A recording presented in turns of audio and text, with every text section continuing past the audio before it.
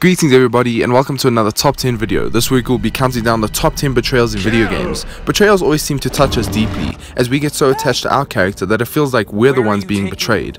With that said, let's get straight into it. At number 10 we have General Shepard from Call of Duty Modern Warfare 2. Throughout the campaign of Modern Warfare 2 we are commanded and led by what seems to be a very headstrong commander, General Shepard. However, towards the climax of the game we learn some nasty truths, and when Shepard finally does turn on Roach and Ghost, it did come as a shock. I personally didn't fully understand why he had turned on them or how Price knew until I had finished the game. Whilst it wasn't as beautifully done as other games, it was still a rather good betrayal for a Call of Duty game. Cortana, I have failed you. At number 9 we have Cortana from Halo 5 Guardians. Throughout his many adventures, Master Chief has always had his small computer girlfriend Cortana at his side.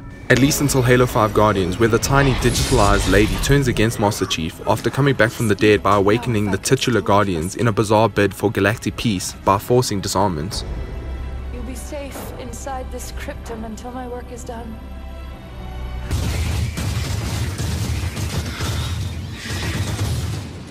At number 8 we have Arcturus Mensk from StarCraft 2.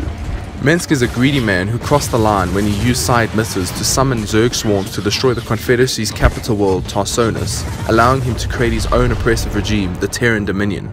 If that wasn't bad enough, he also left Kerrigan, his most loyal subordinate, to die on Tarsonis, ultimately leading to her transformation to the Queen of Blades.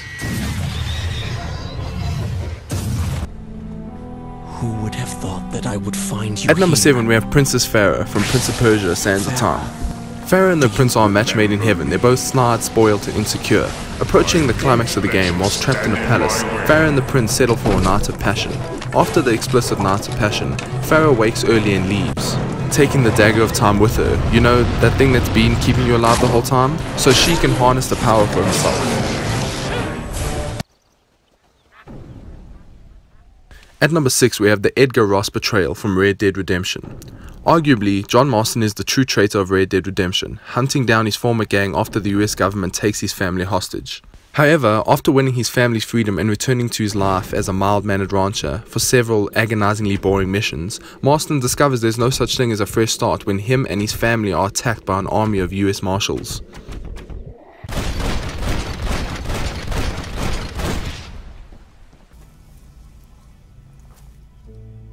At number 5 we have the boss from Metal Gear Solid 3 Snake Eater. The boss switches sides at the outset of the game, joining the Soviets along with her super-powered comrades, the Cobra units. But ultimately, after killing her and winning the title of Big Boss, Snake discovers she was never a traitor to begin with. The boss had been under orders from the CIA to infiltrate Volgan's organization, then to sacrifice herself so the US could feign innocence in the international incident. Rather than betraying her country, the boss has been betrayed by her country.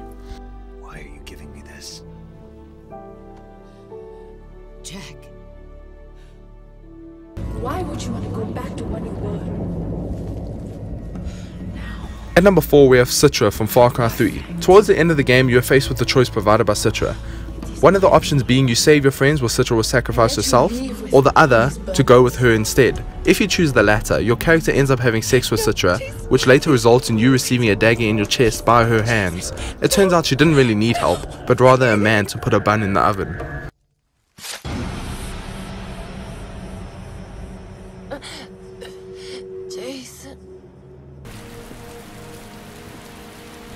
At number 3 we have Scott Shelby from Heavy Rain. Scott Shelby started as nothing more than a private investigator. He was kind of old, slightly portly, and was the only character in Heavy Rain to speak without a silly accent. You got really attached to him as he tried to hunt down the origami killer by visiting families of his former victims. Then you found out he was the origami killer all along and he was just trying to hide the evidence. It was really hard to bring him to justice after you walked a mile in his shoes. And feed on the misery of the parents whose children you've killed. And don't think I'm not onto you too, lady. At number 2 we have Wheatley from Portal 2. Gladys is back to her old shenanigans, so it seems entirely harmless to put Wheatley in her chair. Whilst at first he seems to be your ally and a lovable idiot, he becomes increasingly erratic and hostile. As soon as he gets a taste of power, then suddenly he's not your best and only friend. He's the crazed little ball with an inferiority complex and the power over an entire facility. Whilst Gladys was a formidable enemy, she has some reasoning behind her action. Whereas Wheatley becomes one of the most powerful enemies you'll ever face in any video game, he's just an idiot with power, and a lot of it. Sorry, what? The engineers tried everything to make me. At number 1 we have Atlas from Bioshock. Throughout the game, your character Jack traverses through the supposed utopia of Rapture, guided by the former resistance leader Atlas. However, it's not until you confront the city's demented patriarch Andrew Ryan that you discover that you're Ryan's son, and Atlas was actually gangster Frank Fontaine, who kidnapped you and conditioned you to obey any order preceded by the phrase, "Would you kindly?"